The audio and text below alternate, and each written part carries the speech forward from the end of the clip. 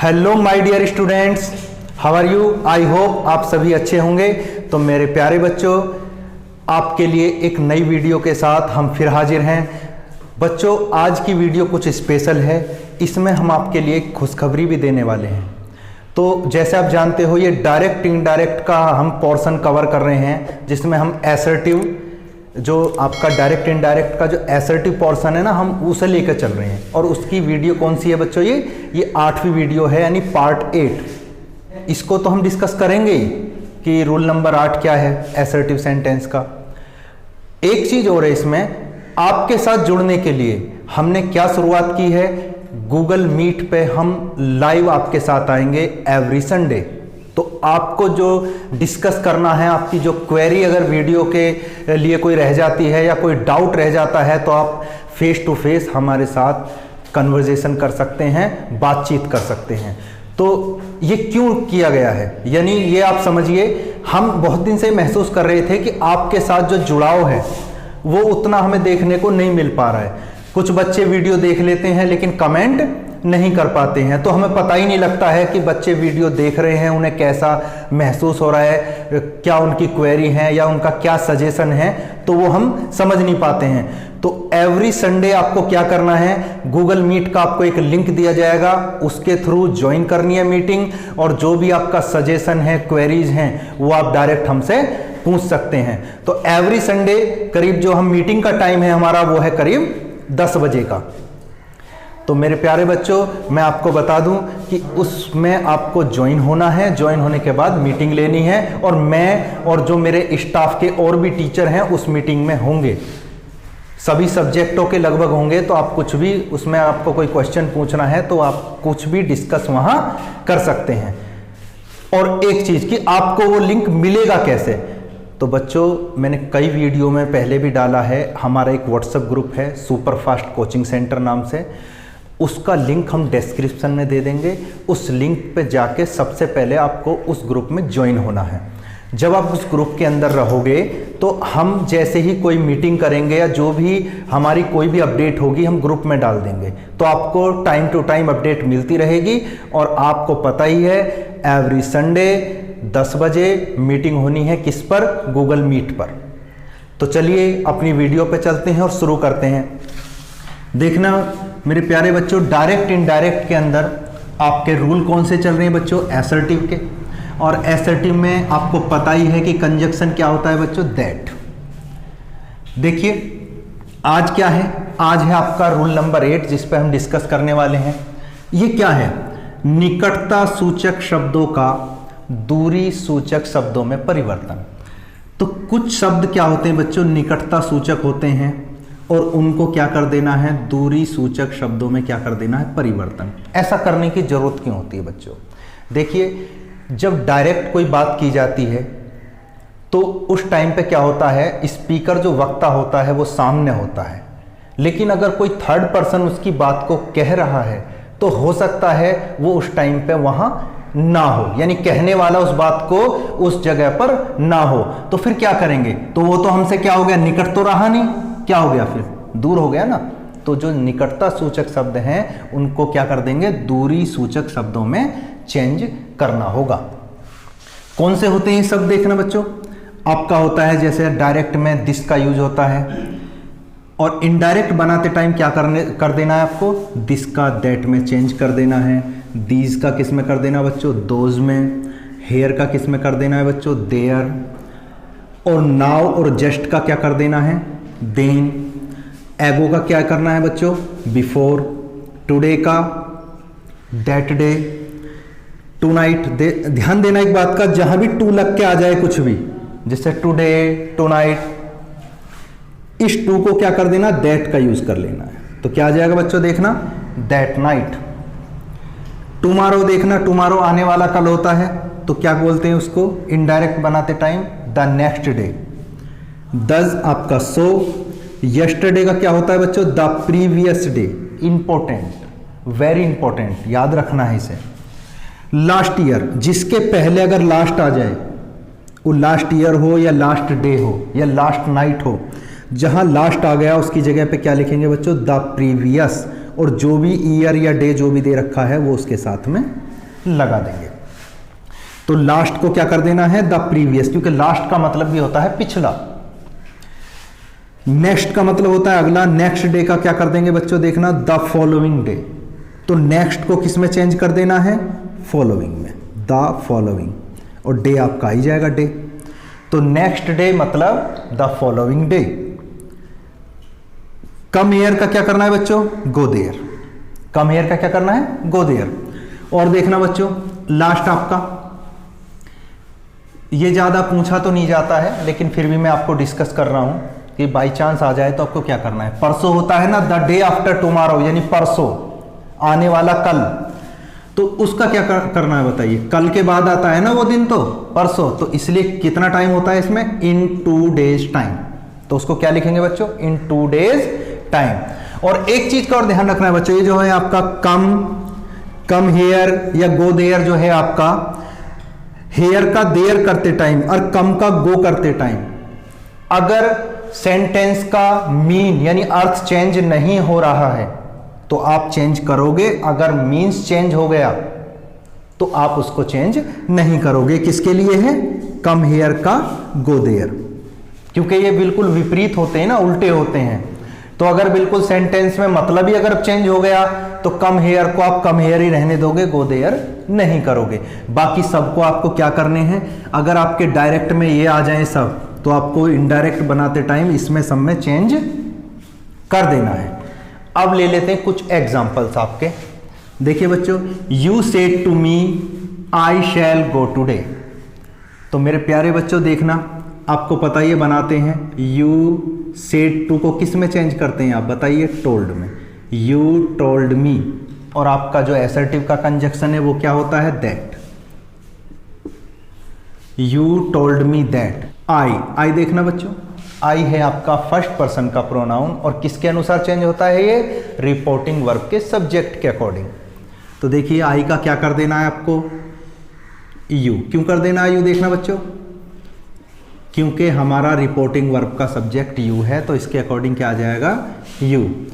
और शैल का क्या कर देंगे आप, शुड या वुड, कोई सा ले लो, चलो मैं शुड कर देता हूं। तो यू शुड गो। तो यहां तक जो मैंने आपका बनाया है इनडायरेक्ट, ये तो हम बनाना सीख चुके हैं अपनी प्रीवियस वीडियोस के अंदर। आज तो हम क्या सीख रहे हैं कि निकटता सूचक शब्द आपका क्या है, इसके अंदर क्या है बच्चों, देखिए टुडे। तो इस टुडे का क्या करना है, तो देखिए लिखा हुआ है आपका, टुडे का क्या करना है, देखना ये रहा आपका, टुडे का क्या कर देना है, दैट डे, इसमें चेंज कर देना है। टुडे का क्या कर देना है बच्चों, you should go that day. Next देखना एग्जांपल अपना, he said to me I went to Delhi yesterday. He said to me I went to Delhi yesterday. देखना बच्चों, ही सेड टू को किस में चेंज कर देना है आपको, टोल्ड में, ही टोल्ड मी। और आपका कंजक्शन क्या है बच्चों, दैट, क्योंकि एसर्टिव का कंजक्शन आपका दैट होता है। तो देखना यहां भी क्या है, आई कौन से पर्सन का प्रोनाउन है बच्चों, फर्स्ट पर्सन का। और आप जानते ही हो फर्स्ट पर्सन का प्रोनाउन चेंज होता है रिपोर्टिंग वर्ब के सब्जेक्ट के अकॉर्डिंग। तो रिपोर्टिंग वर्ब का सब्जेक्ट है आपका ही, तो ही के अकॉर्डिंग क्या आएगा बच्चों, ये ही आ जाएगा। और एक चीज बताइए, ये आ रहा है किसमें, शुरू में, स्टार्टिंग में, तो ये कौन से केस में बच्चों, देखना सब्जेक्टिव केस में। तो इसका मतलब ही क्या जो लगेगा वो भी क्या लगेगा, सब्जेक्टिव केस ही लगेगा। ये आपको हमने पिछली वीडियो में अच्छे तरीके से समझाया है। तो देखना बच्चों, अब टेंस देख लेते हैं इसमें। टेंस तो वेंट टू दिल्ली, वेंट यानी सेकंड फॉर्म आ रही है, इसका मतलब क्या है बच्चों, एक पास्ट इंडेफिनिट। तो किस में चेंज कर दोगे बच्चों, रिपोर्टिंग वर्ब भी आपकी पास्ट में और आरपी जो है आपका आरवी भी पास्ट में और आरपी भी पास्ट में। तो मैंने बताया आपको रूल नंबर 6। तो उस कंडीशन में क्या कर देना है, पास्ट इंडेफिनिट को पास्ट परफेक्ट में चेंज कर देना है। और यूज क्या करना है, हेल्पिंग वर्ब हैड के साथ वर्ब की थर्ड फॉर्म। देखिए तो ही के साथ क्या लगा देना है आपको, had, he had gone to Delhi, he had gone to Delhi, क्योंकि हैड के साथ में क्या लगाना है, वर्ब की थर्ड फॉर्म। अब आपका क्या आ गया, निकटता सूचक शब्द आ गया यस्टरडे, तो इसको क्या चेंज कर देना बच्चों, द प्रीवियस डे, द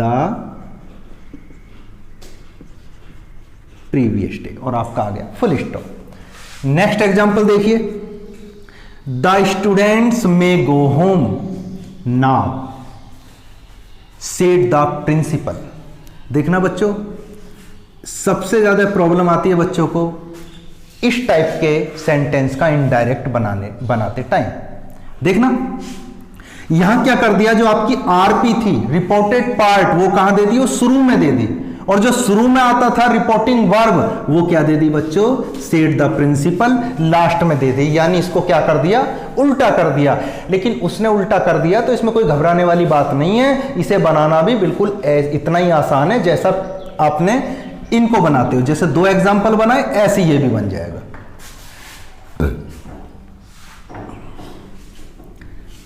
देखिए बस करना क्या है, जब आप इनडायरेक्ट बनाओ आप सीधा कर दो, आप इनडायरेक्ट उल्टा नहीं बनाओगे। इसने दे दिया उल्टा, आप सीधा बनाओगे। तो क्या करोगे, द प्रिंसिपल, आप रिपोर्टिंग वर्ब को पहले ही लाओगे, द प्रिंसिपल सेड, क्योंकि आपका रिपोर्टिंग वर्ब में ऑब्जेक्ट नहीं है तो क्या सेड का सेड ही रहेगा, सेड दैट द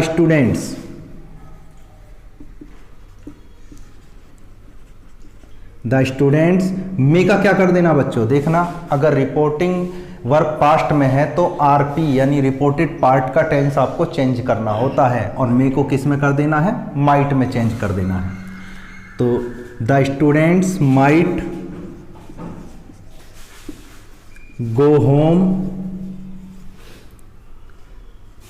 और आपका क्या है, नाउ। नाउ क्या है बच्चों, निकटता सूचक शब्द, और नाउ का क्या कर देना है, देन में चेंज कर देना है, go home then, full stop. तो आई होप ये एग्जाम्पल आपको अच्छे तरीके से समझ में आए होंगे। तो makes practice makes a man perfect, ये आपको पता ही है। तो लगातार प्रैक्टिस करिए, बार बार प्रैक्टिस करिए, और कोई डाउट अगर रह जाता है तब भी आपको क्लियर नहीं होता है वीडियो देखने के बाद भी, तो गूगल मीट पे हमारे साथ लाइव इंटरेक्ट करिए और अपनी क्वेरी को यानी अपने जो आपका सजेशन है, प्रॉब्लम है, उसको सॉल्व करिए।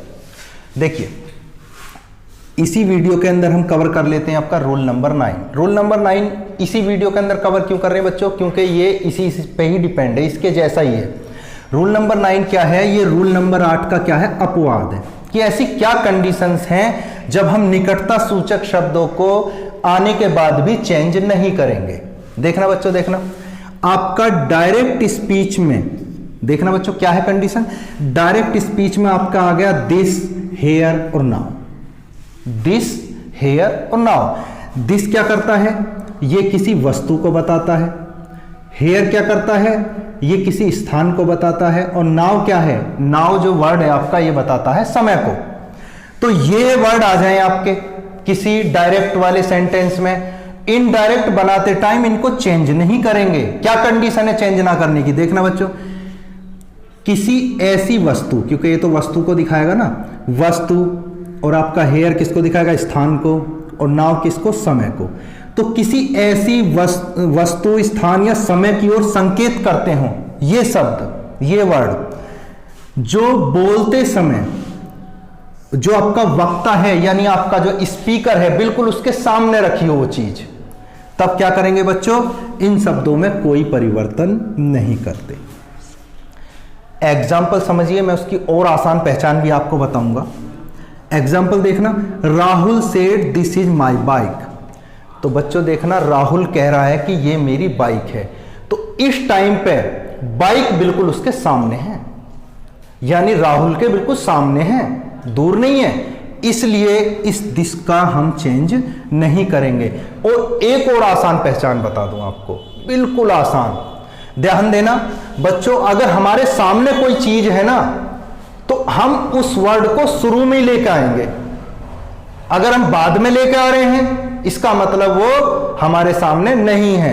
तो दिस देखना, अगर दिस ये बाद में आता तो आपको चेंज कर देना है दैट में। बिल्कुल आसान आपको पहचान बता रहा हूं, रूल तो आप समझ गए।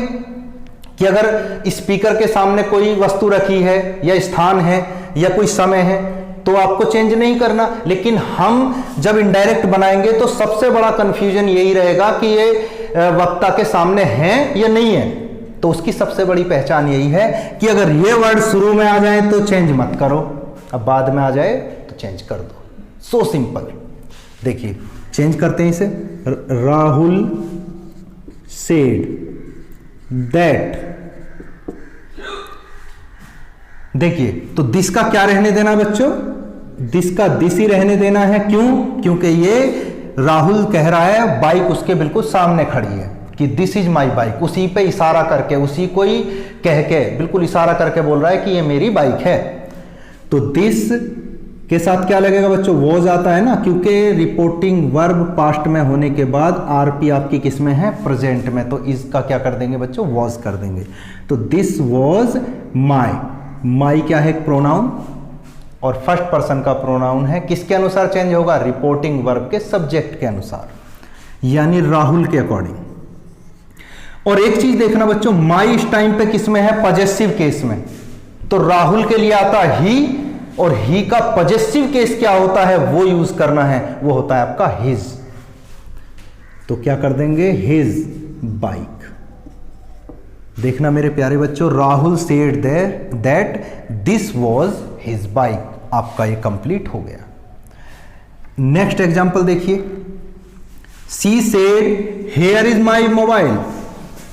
हेयर का मतलब देखना, हेयर जो वर्ड है वो दिखाता है आपके किसको, स्थान को। तो देखना सी सेड, उसने कहा, तो इनडायरेक्ट बनाइए इसका, सी सेड दैट। और देखना मेरे प्यारे बच्चों, हेयर कहां आ रहा है, शुरू में। और जब हेयर शुरू में आ रहा है इसका मतलब उसने मोबाइल की ओर इशारा करके ये बात कही है बिल्कुल, हेयर इज माई मोबाइल, कि ये मेरा मोबाइल है। तो इसका मतलब जो हेयर है इसको चेंज आपको नहीं करना है। तो सी सेड दैट, तो हेयर वॉज, तो इसका क्या कर देना है, was. Here was my mobile, my का क्या कर देना है, चेंज कर देना है। फर्स्ट पर्सन का प्रोनाउन रिपोर्टिंग वर्ब के सब्जेक्ट के अनुसार चेंज होगा। पजेसिव केस में है, शी का पजेसिव केस लगा दो, हर मोबाइल। So simple. तो मेरे प्यारे बच्चों, आई होप आज का जो इनडायरेक्ट का रूल बताया आपको अच्छे तरीके से समझ में आया होगा। और एक आपसे रिक्वेस्ट ये भी है कि जो और बच्चे हैं जो आपके क्लासमेट हैं या आप जिनको जानते हो, फ्रेंड्स हैं, रिलेटिव्स हैं, उनके साथ भी वीडियोस को शेयर किया कीजिए, तो जिससे उनका भी फायदा हो। और आपको पता ही है ज्ञान बांटने से और बढ़ता है। और जब और लोग भी तैयारी करेंगे तो उनको देखकर आपके अंदर भी एक हौसला आएगा कि मुझे भी अच्छे तरीके से सीखना है, पढ़ना है। तो शेयर करने के बाद आप ये ध्यान रखिए, आप शेयर करोगे आपका ज्ञान उतना ही बढ़ेगा, दूसरों की मदद करोगे आपको उतना ही बेनिफिट होना है। तो आई होप ये वीडियो आपको अच्छे तरीके से समझ में आया होगा। तो इसे लाइक करिए, लाइक करने के साथ आपको बोल ही दिया, एक बार और बोलता हूँ, शेयर करिए। और चैनल पे अगर नए हैं तो सब्सक्राइब कीजिए, ठीक है ना। Wish you all the best. जय हिंद।